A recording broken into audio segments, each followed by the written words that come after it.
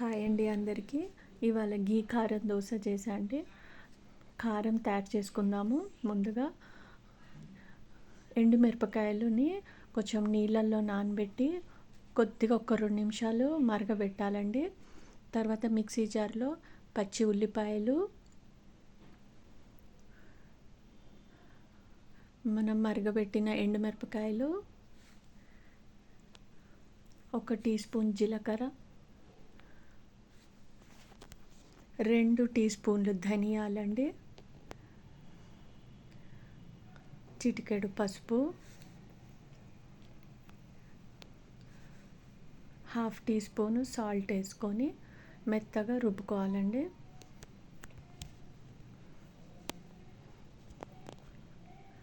కారం రెడీ అయింది.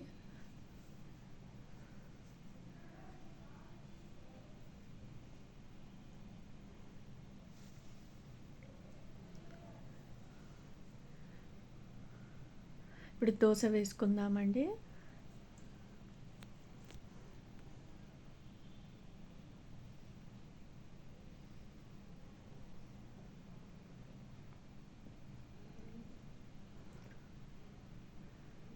చాలా బాగుంటుంది, ట్రై చేయండి. దోశ పైన మనం ఇందాక రుబ్బి పెట్టుకున్న కారంని వేసుకొని మంచిగా స్ప్రెడ్ చేసుకొని ఘీ కూడా వేసుకోవాలండి. బాగుంటుంది కాంబినేషన్ కారం ఘీతోని.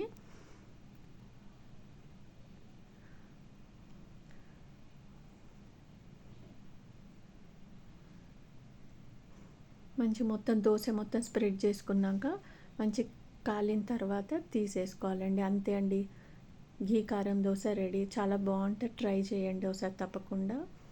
పల్లీ చట్నీతో సర్వ్ చేయండి. థ్యాంక్ యూ ఫర్ వాచింగ్ అండి. Please like, share, subscribe my channel అండి అండ్ సపోర్ట్ మీ. Thank you.